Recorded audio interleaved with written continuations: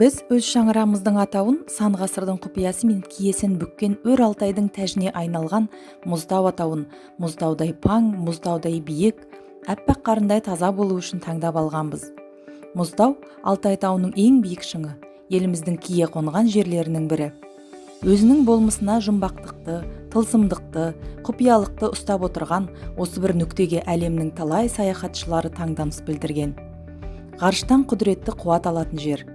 Ғылыми пайымдауларға қарағанда, ғарыш сәулелері мұнда сынбай, шашырамай, еш өзгеріссіз таза күйінде келіп жетеді.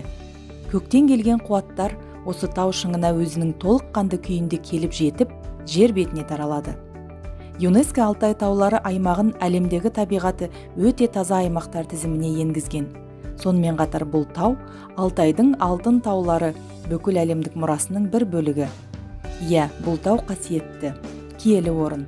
Сондықтан шаңырақтың әр оқушысы осы ірілікті, қасиеттерді бойларында ұстап, шын зиялы тұлға болуымыз керек. Біздің шаңырақ 7-ші би және 9-ші би сынып оқушыларынан құралған. 2 сыныпты топтастырып, бір арнаға тоғыстырып, бағыт-бағдар беретін кураторымыз Нұрбекова Нәзира Сайлаубекқызы. Біздің шаңырағымыз шынымен берік, бір-біріне құрметпен қарап, әрқашан ынтымақтастықта болу үшін мектепішілік және одан да тыс шараларға қатысып, аяулы мектебіміздің өміріне белсене қатысуға тырысамыз. Шаңырағымыздың кіші буыны алғаш Назарбаев зияткерлік мектебін аттаған күні, алғашқы қоңыраудағы шаңырақ сағатында бір-бірімізбен танысып, алтын жұптарымызды анықтап, әртүрлі ойындар ойнадық және шаңырақтағы әр оқушының ойын тыңдай отыра, осы отбасымызды алдыға жетелеп, өз жұмысын тиянақты орындап отыратын лидер ретінде Рауан қызы аяулымды таңдадық. Осыдан бастап, біздің мектептегі әр күніміз таңғы жиында басталатын болды. Онда оқушылар жаңалықтар, жаңа жобалар, олимпиадалар мен конкурстар жайлы біліп, алдағы күннің сәтті өтуіне мотивация алып, мектеп жобалары жүзеге асырылды.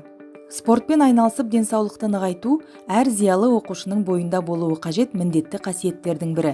Шаңырағымыздың оқушылары мектептегі денсаулық күні шарасына белсене қатысып, ойындар ойнап көңіл көтерді.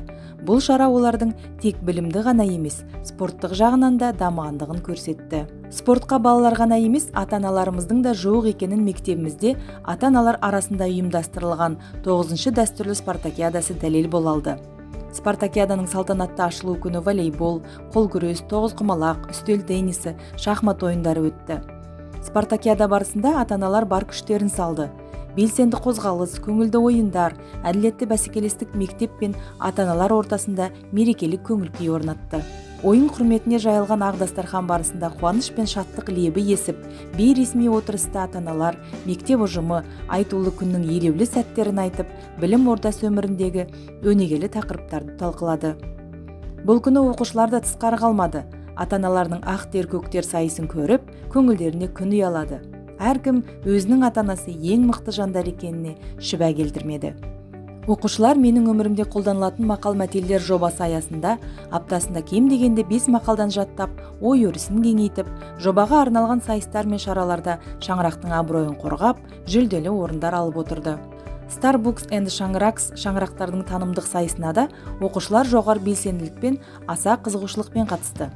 Шараның мақсаты оқушылардың кітап оқуға қызығушылықтарын арттыру, ізденушілік дағдыларын дамыту.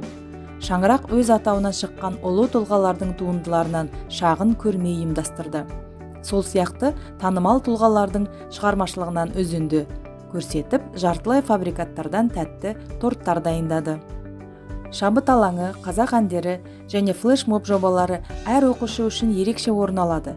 Себебі өз өнеріңді көрсету үшін бұл өте үлкен мүмкіндік болып табылады. Шаңырақтан оқушылар өнерлерін паш етуге сахнаға шықса, оларды барлық шаңырақ оқушылары қолпаштап, қолдау көрсетіп отырды.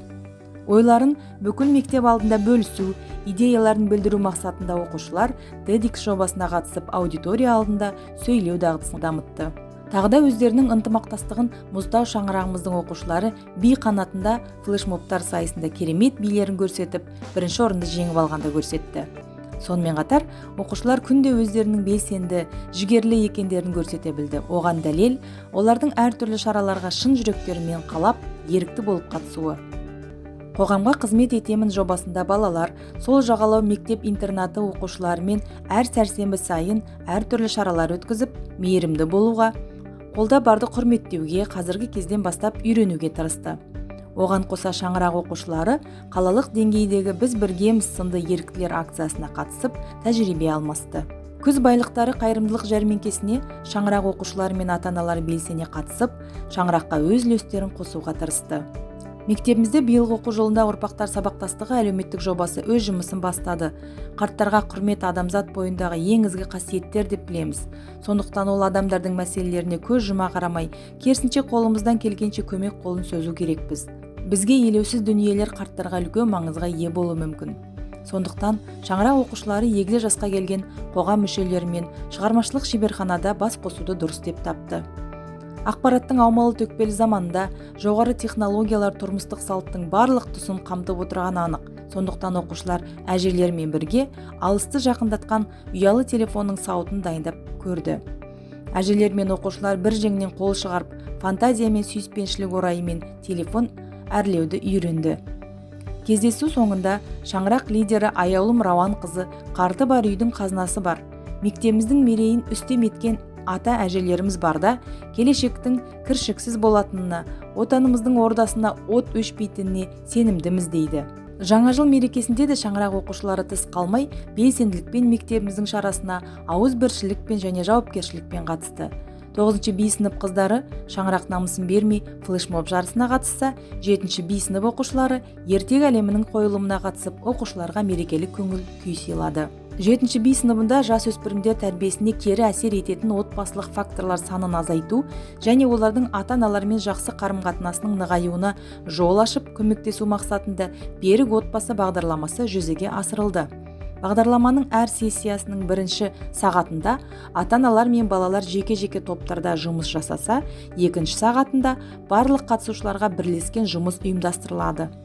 Бұл тренингтер оқушылардың өз болашағына деген сенімдерін арттыруға жол ашып, ата-аналардың балаларына қолдау көрсете отырып, бала тәрбиесіне қатысты көзқарастарын өзгертуге мүмкіндік берді. Шаңырақ оқушылары мектептен тыс шараларға, яғни театр мен кинотеатрға барып, рухани дамып, сабақтан бір демалып сергіп қалады. Тамаша қойылымдарды көре отырып, махаббатты қадірлеуге, досқа адал болуға үйреніп, өмірге деген қызығушылығымызды арттырдық. Тадаси Сузуки айтқандай, театр дайын драматургияны қойып беру емес, ондағы оқиғалардың неге солай болғаны жайында ойлану. Шаңырақ оқушыларының креативтілігі мен жауапкершілігі байқалатын тағы бір кез, ол мерекелерде концерттердің жоғары деңгейде өтуіне қатысып, өнерлерін көрсетуі және мұғалімдерді мейрамдармен шын жүректен құттықтау болды. Тәлім-тәрбие беріп, біліммен бөлісетін ұстаздарды бір отбасы болып шаңырақпен құттықтап, оларға алғыс айтуға таптырмас мүмкіншілікті тиімді пайдаланды. Осы шаралардың барлығы Мұздау шаңырағының ішіндегі ынтымақтастық, сенімділік, құрмет қасиеттерін дамытуға үлкен үлес қосты. Шаңырақ қауымдастығы біз үшін жаңа достар, жауапкершілік, оқушылардың бір-біріне деген көмегі. Шаңырақ арқасында мектептегі әр күніміз қызыққа, жаңа үйреністерге толы өтеді. Біз өз шаңырағымыздың атауындай алып, мұздаудай биік бола білу өзімізге байланысты. Сондықтан Мұздау шаңырағының әр оқушысы осы ірілікті бойында ұстап, шын зиялы тұлға болып қалыптасуына сенімдімін. Алдағы уақытта шаңырағымыз мұздаудай берік болып, болашақта биік шыңдарға ұмтылады.